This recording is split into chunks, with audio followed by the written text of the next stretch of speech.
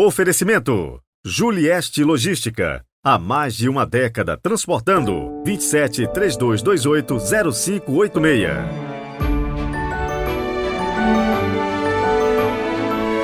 Olá, bom dia! Hoje é o terceiro domingo do tempo do Advento, 17 de dezembro de 2023.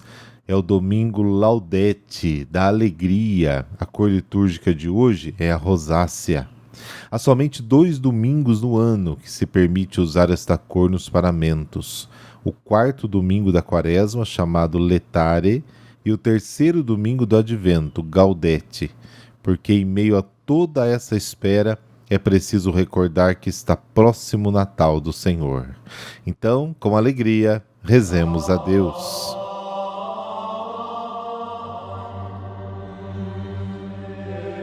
Pelo sinal da Santa Cruz, livrai-nos Deus, nosso Senhor, dos nossos inimigos. Ó Deus, Criador e Redentor do gênero humano, quisestes que o vosso Verbo se encarnasse no seio da Virgem. Sede favorável à nossa súplica, para que o vosso Filho unigênito, tendo recebido nossa humanidade, nos faça participar da sua vida divina. Amém.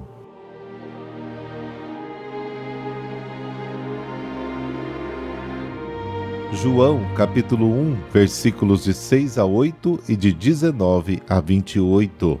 O Senhor esteja convosco. Ele está no meio de nós. Proclamação do Evangelho de Jesus Cristo segundo João.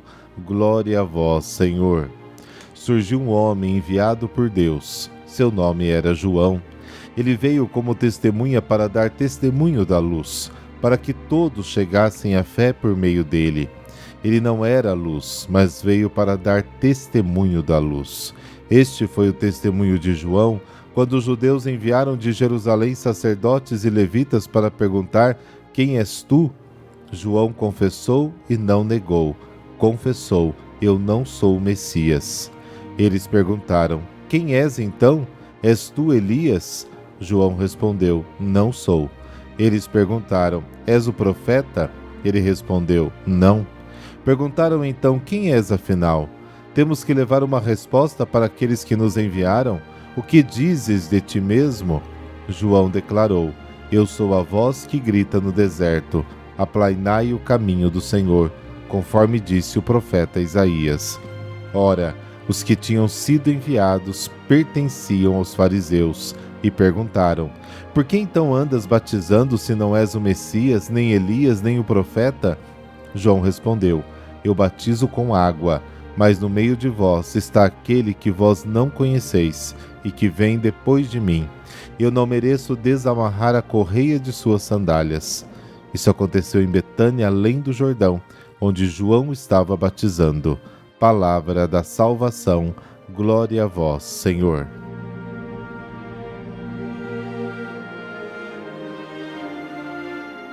O local onde se passa a cena do Evangelho deste domingo é o deserto onde se vive a graça e o encontro com Deus, e o povo compreende a sua confiança nele.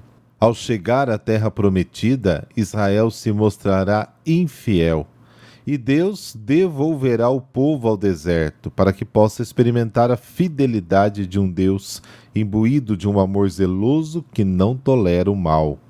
Quando ele trouxer o povo de volta do exílio, o próprio Yahvé transformará o deserto em uma terra exuberante e o povo poderá cantar louvores.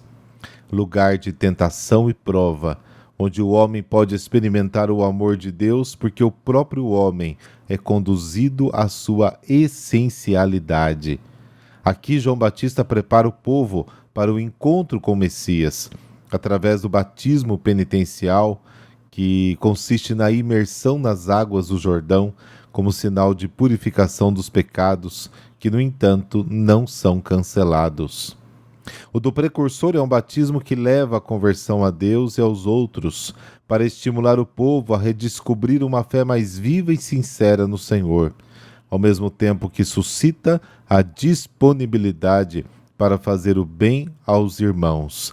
Mas esse batismo é limitado, ele só é de conversão. O batismo cristão, por outro lado, instituído por Jesus, purifica pelo poder do Espírito Santo. João usa água, Jesus enviará o Espírito Santo. O anúncio do Batista é para todos e o rio escolhido, o Jordão, tem um significado muito profundo. A entrada dos israelitas na terra prometida ocorre através do Jordão, sob a liderança de Josué. Nos é mostrado o início de uma nova vida para o povo escolhido na terra que Deus destinou para eles. O rio, portanto, assume, já nesta ocasião, um importante caráter simbólico, de passagem de uma existência de sofrimento para a verdadeira vida com Deus. João Batista tenta imediatamente não subir ao palco, mas referir-se a Jesus, que é mais poderoso do que ele, e para o qual ele até não se sente digno de ser o seu servo. Para nós, este se torna um tempo de transição para uma vida nova. Este é o estilo que nos é pedido em cada advento. Uma passagem que somos chamados a viver na alegria, com a mesma exultação que respiramos naquele maravilhoso canto que a Virgem Maria nos oferece no Magnífica. A história da salvação não é dos poderosos, é dos humildes, daqueles que sabem que sem Deus não se pode fazer absolutamente nada, e só nele podemos encontrar as respostas aos nossos problemas. O Messias vem para quebrar a escravidão do pecado, do medo, e devemos reiterar isso antes de tudo em nós, cristãos, que parecemos muitas vezes habituados a uma espécie de visão apocalíptica sem esperança do futuro. Quanto mal é causado hoje pelos profetas da destruição que se agitam dentro da igreja, habitada por teorias da conspiração e visões sombrias da história. A história da salvação está repleta de novidades que impulsionam para uma meta bem definida. Maria compreendeu isto imediatamente e nos dá plena alegria. Deixemos que o maravilhoso cântico do Magnífica ressoe neste tempo do Advento e deixemos transparecer na vida cristã a alegria da nossa fé.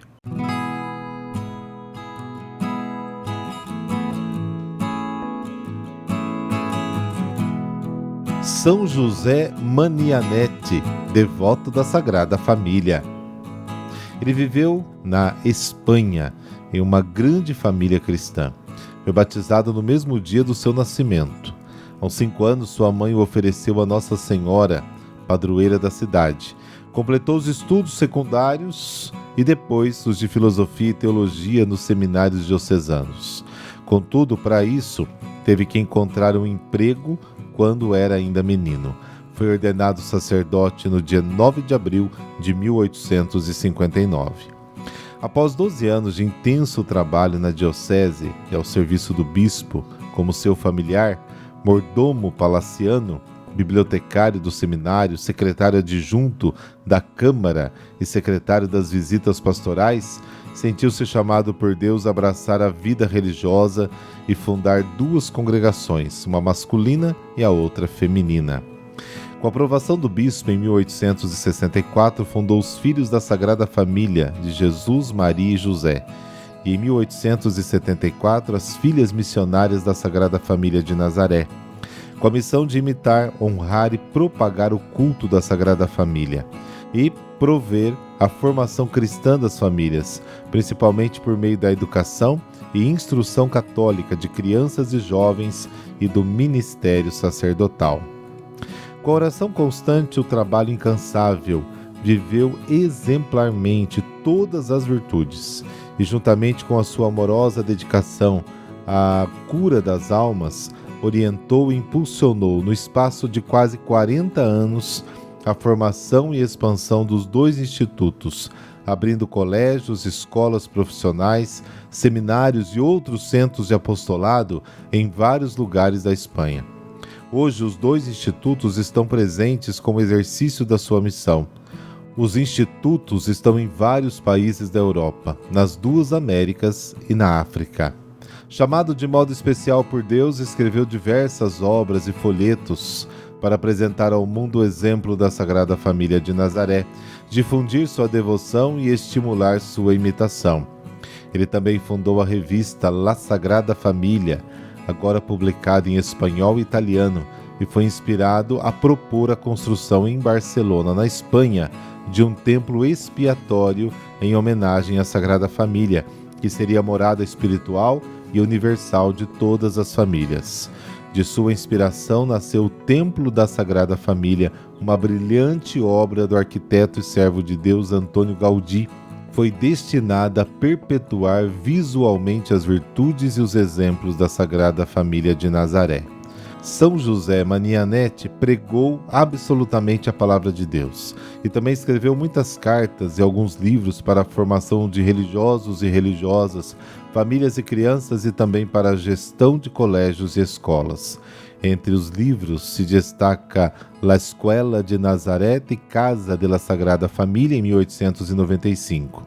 É a sua biografia espiritual em que a sua alma, personificada na personagem que chama de Desidéria, se imagina em diálogo com Jesus, Maria e José, com algumas conversas, através das quais traça todo um processo de aperfeiçoamento cristão e religioso, inspirado na espiritualidade da Casa-Escola de Nazaré.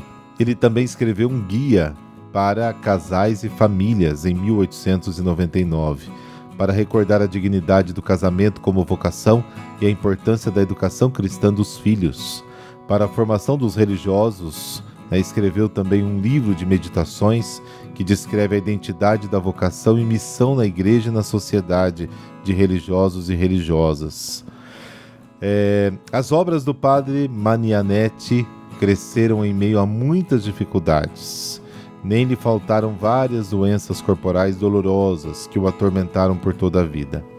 São admiráveis a sua indomável constância e fortaleza, alimentadas por uma profunda adesão e obediência à vontade de Deus. Isto ajudou a ser fiel diante de todas as provações. Consumido fisicamente por algumas chagas que permaneceram abertas em seu flanco durante os últimos 16 anos da sua vida e que ele chamou de Misericórdias do Senhor, em 17 de dezembro de 1901, rico em virtudes e méritos, entregou sua alma ao Deus na Casa Mãe de Barcelona, centro de sua obra, rodeado pelo carinho e pela dor de tantas crianças e jovens, pelos quais dedicou a sua vida. Suas últimas palavras foram aquelas que repetiu muitas vezes: Jesus, José e Maria, recebam minha alma quando eu morrer.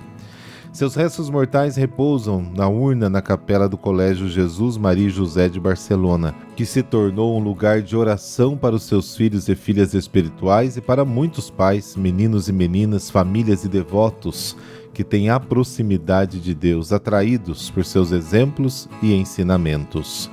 Ó amante da Sagrada Família, atraí para aqueles que te procuram o mesmo amor e devoção. Atraí também a bênção e proteção das nossas famílias, dos nossos lares. Afastai a peste, a doença, as divisões e brigas e fazei dela um novo espelho da família de Nazaré. Amém.